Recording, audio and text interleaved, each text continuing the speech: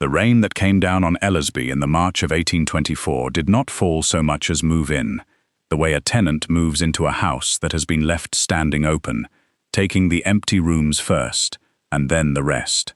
It had rained 11 days. The lead had gone from the valley gutters above the east front at some point in the previous decade, and nobody could now say precisely when, and the water came in behind the wainscot of the long room and ran down the inside of a wall on which 9 generations of a family had hung their faces in oils. There were pails under 4 of them. The pails were emptied twice a day, in silence, by a housemaid who had been told not to remark on it, and the not remarking on it had by that spring become the great work of the household, more considerable than the cooking, or the laundry, or the sweeping, and better done. There were 41 rooms at Ellersby. There were fires in 3. Verity Chase came up the avenue on the 11th day of the rain, on foot, because the carrier would take his cart no further than the lodge in that mud, and she came with her box on a hand sledge behind her, and her hem gone to armor with the wet. She was 23. She was small and brown-haired, in a cloak the color that a slate roof goes in weather, which had been her mother's, and had been turned and once dyed, and the dye had not held across the shoulders, and she knew it, and had long ago stopped minding. What she had instead of a better cloak was a boxwood folding rule in her pocket, 2 feet long, brass-jointed, worn smooth at the hinge by 20 years of a man's thumb, and she carried it the way other women carry a locket. She had come as reader to the Dowager Countess at £18 a year, and she was met at the door by a butler of 62 named Ockley, grey and upright, and so cold in that hall that his breath showed. "You will be the young woman from Marbury." "I am. You are 2 days late. The road is under water at the ford." "It is." A pause. "You had better come in, though I will not pretend it is much warmer." She came in, and down the great stair, unhurried, in a coat as black as a shut door, came the Earl of Ellersby, and he read a paper as he came, which she recognized, because she had written it. He was 35, and looked older. He had a face that had been a handsome face before somebody went over it with a plane and took all the give out of it, and his eyes were the color of standing water. He did not greet her. He folded her letter along the fold already in it, and looked at her hem and her box, and last of all her face, in that order. "You will read to my mother, from 10 until 2, he said. "You will not go into the east wing. You will not discuss the condition of this house with anyone, in it or out of it. And you will not speak unless you are spoken to. Not to me, not to my mother's visitors, not to the servants beyond what your duties require. Is that understood?" "It is. Ockley will show you your room." He turned. He was 3 steps up when she said, "There is water coming through above the second window on the east front, and it has been coming through for some years, and if it is not opened up before the summer, the beam ends under that gutter will be gone, and it will be the roof and not the wall." He stopped. He did not turn round. "I said you were not to speak." "You spoke to me," said Verity Chase. "You gave me 4 instructions, and did not ask whether I had understood them, so I supposed the conversation still open. I shall be quiet now." He went up without another word. And Ockley, standing at the foot of the stair with a wet box in his hands, he had not yet decided whether to carry in or out, thought to himself, and kept it where he kept everything, that in 9 years he had not once seen that man stop on those stairs for anybody at all. She did not speak, then, and it cost her more than anybody in that house could have guessed, because Verity Chase had not come to Ellersby to read aloud. Her father had been Josiah Chase, surveyor and measurer, of Marbury, 40 years at the same trade, and he had been ruined at a hearing in the spring of the 21st year over the collapse of a warehouse floor at the wharf. 3 men had gone through it with it. A gentleman named Mr. Halbert Fane had stood up and said, mildly, regretfully, that the measurements returned by Mr. Chase had been in error, and that he had been uneasy about them at the time. It was not true. It was said pleasantly, and it was not true, and it took 14 months to finish her father, who could not go on living in a town where nobody would put his name on a paper. He left her his rule, and one saying, which she had heard since she could walk. Measure it twice, and write the number down, and then no frightened man alive can talk it out of you. She had come to Ellersby under her mother's name, which was Chase, her father's having been Chase Ryland on the plates and the papers, and she had come because the man who held the surveying and building work for that estate, at £110 a year, and had held it for 6 years, was Mr. Halbert Fane. That was her whole reason. It was not a good one, and she had told it to nobody. So she read to the Dowager Countess from 10 until 2, and said nothing, and in the hours that were her own, she began, without asking any person's leave, to be useful. She emptied the pails when the maid was elsewhere.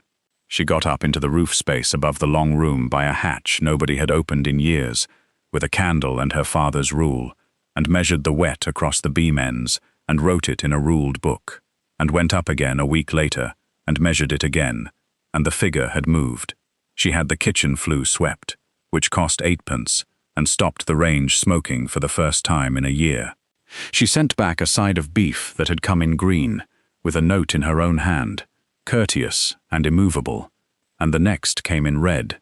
She did not scold and she did not command, and she did not once mention that she had been forbidden to speak, since none of what she did required speaking.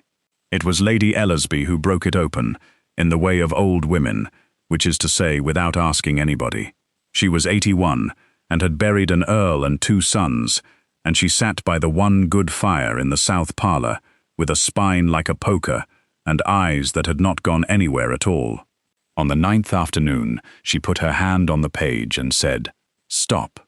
You have read me 400 pages, and not one word of your own. My son told you not to speak. He did, my lady. My son is grieving, and he is not a fool, though from the outside they wear the same coat. His brother went through the ice at the tarn on this estate 9 years ago, because there had been no rail put up where a rail was wanted, and he has not been into the east wing since, nor looked at a single thing in this house that wants doing, because everything that wants doing was his brother's. He has told half the county not to speak to him, and they have all obeyed, and it has been the ruin of him." She tapped the arm of the chair. "You have been in my roof. I have. Do not be modest. I loathe it above all the false virtues, and I have no time left for it." "What did you find?" So Verity told her. "The beam ends, the 2 measurements, the 11 days, the figure that had moved."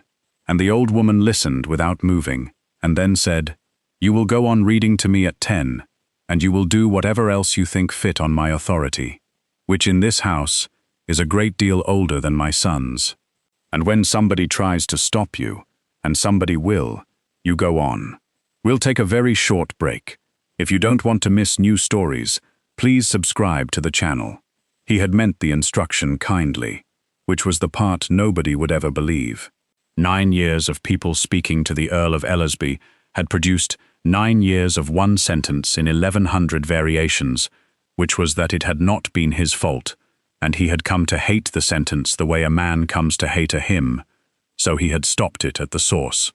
He forbade the subject, and then the wing, and then, with each new person who came into the house, the speech itself, and it had worked, in the sense that a tourniquet works, and he had gone about for 4 years in a silence of his own manufacture, being told nothing, and therefore never once being comforted, which was what he had wanted, and which had turned out to be a great deal worse than being comforted.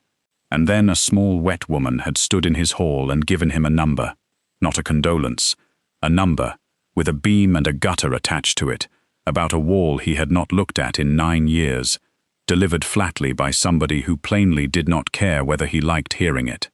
He found he could not stop thinking about it. He came down to the long room at 11 at night with a candle, and stood in front of the second window on the east front, and put his hand on the wainscot, and it was soft, and he stood there for a long time. She was there the next night, emptying a pail. Neither of them said anything at all, and she set the pail down and went on with it, and he stayed. It became the whole of their courtship, that hour, though neither of them would have used the word for another 6 months. She handed him the pail and he carried it. She went up the hatch with the candle and he held the ladder. She read him the figure from the book, and he wrote it into his own pocketbook after her in his own hand. And one night in April, standing in the dark with the rain going on the glass, he said, "There was no rail at the tarn, because I had the estimate for one in my hand, in the September, and I did not read it. It was £11. I have looked for the paper since. I cannot find it, and I cannot remember what I was doing instead." And Verity Chase, who could have said any of 6 comfortable things, said, "Then have the rail put up this month, and have the gutter opened, and go into the east wing, and see how bad it is, because you have been paying for 9 years for the privilege of not knowing, and it is the most expensive thing on this estate." Something moved at the corner of his mouth. Not quite a smile, the almost. Mr. Halbert Fane came for the quarter in the last week of April, a soft, pink, pleasant-faced man of 48, who smiled a great deal, and he came into the long room and found a woman on a ladder with a boxwood rule in her hand, and he stopped, and she saw him go through a drawer in his head and find the thing and take it out. "Chase," he said. "Josiah Chase's girl. Yes, come up in the world. Come north," said Verity. "It is not the same." He set down his case and smiled. "A word from one servant to another, my dear.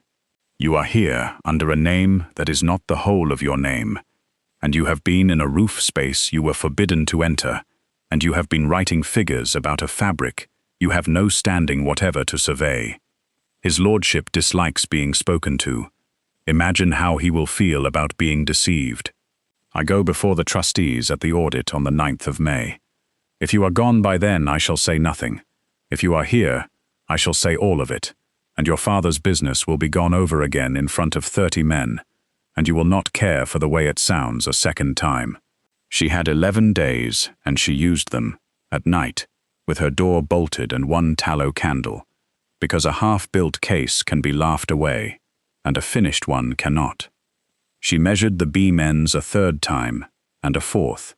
She walked 9 miles to Marbury on her half-day, and got from the plumber there, in his own hand, and signed, the fact that he had done no lead work at Ellersby since the year 16, and from the timber merchant, the quantities of oak and lead delivered to the estate over 6 years, which came to about 1/3 of what Fane's rendered accounts had claimed and paid for. She got 4 labourers who had carried tarred canvas onto that roof, unpaid in the dry summer of the 22nd year, to make their marks. She got Ockley to give her the household ledger, which he did without a word, turning to look steadily out of the window while she used it, which is a kind of answer. And she copied the whole of it fair, twice, and checked her columns twice, and said the totals out loud in an empty room, because a number said out loud cannot be argued away by a frightened man. The audit sat in the long room on the 9th of May, 31 men at the great table, the pails taken away for the day, and the pictures put back straight. Fane laid it out beautifully. He had a duty that gave him no pleasure. There was a young woman in the household serving under a curtailed name. Her father had been found culpable in the matter of the wharf at Marbury, where 3 men had died.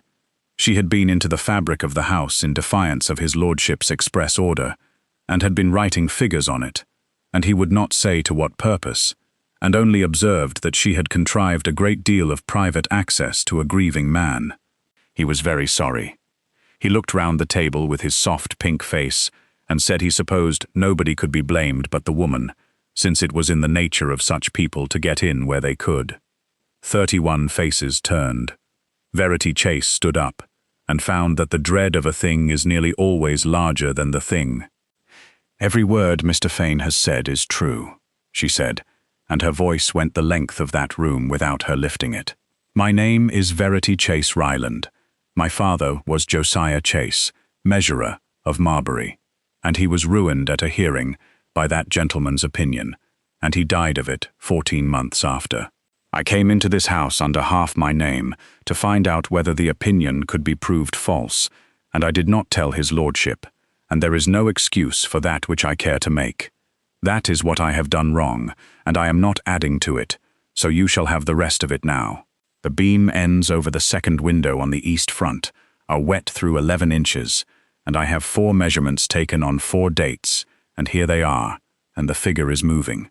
There has been no lead work on that roof since the year 16, and the plumber at Marbury has written it out and signed it. The oak and lead delivered to this estate in 6 years is 1 part in 3 of what has been charged for and paid, and here is the merchant's own book. And there were £11 estimated for a rail at the tarn in the September of the 15th year, and Mr. Fane rendered for that rail, and was paid for it, and no rail was ever put up, and Lord Ellersby's brother went through the ice in the November. The room made no sound at all, and Halbert Fane laughed. It was small and pleasant, and it was the worst thing he could have done, and he knew it before it was out of him, because no man laughs at a column of figures. What followed was slow and unlovely, and took until dark, and there was a night in June when the Earl of Ellersby stood with a pen in his hand, and every intention of writing to 7 men who would have finished Fane by Michaelmas, and Verity put her hand flat on the paper. "Send him to the law, and not 1 letter," she said. "He can answer at the bench, where there are figures and witnesses, and a man may reply."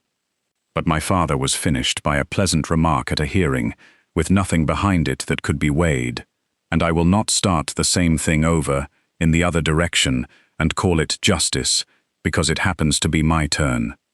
And he did it out of fear of being poor, and I have been afraid of being poor for 2 years, and I did secret things about it too. Mine happened to be honest. That is luck as much as virtue, and I am not certain enough of the difference to stand over any man and enjoy it. So it went to the assizes, and Fane made restitution of what could be got, which was under half, and the Earl made up the rest himself, and counted it cheaply bought. He wrote to the commissioners at Marbury over his own name and seal, laying the wharf business before them entire, and in the October, the finding against Josiah Chase was withdrawn as unfounded, and he had it printed in the Marbury paper, and paid for it, and put the sheet across the breakfast table without a word.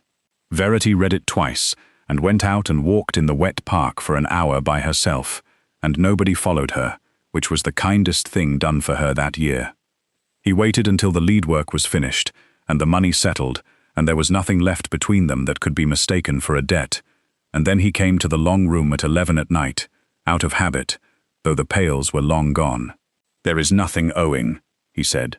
"Your father's name is his own, and it was mine to put right. My mother has offered you a place here for life, whatever you say to me, and has undertaken to outlive me, if I make you uncomfortable in it. So I am asking a free woman." He turned the rule over in his hands. "I told you on that stair not to speak unless you were spoken to. You spoke anyway, and it was a number about a wall, and it was the first true thing anybody had said in this house in 9 years. Will you marry me, Miss Chase Ryland? On 1 condition," she said. "Name it. The rail at the tarn goes up before the ice, and it is paid for at what it costs, by the man who actually builds it." A year on a bright March morning, the Countess of Ellersby went up through the hatch above the long room, with a candle and a boxwood folding rule, in a gown of no particular colour, and measured beam ends that had been dry for 11 months, and wrote the figure in a ruled book, because she could not break the habit, and did not wish to. Below her the east wing stood open, and there were fires in 19 rooms, and her husband was out at the tarn with the tenant's children, behind a rail. She had thought all her life that being quiet was the way to be safe. She had been quiet for 2 years, and it had bought her nothing but a dead man's cleared name, 11 months too late to tell him.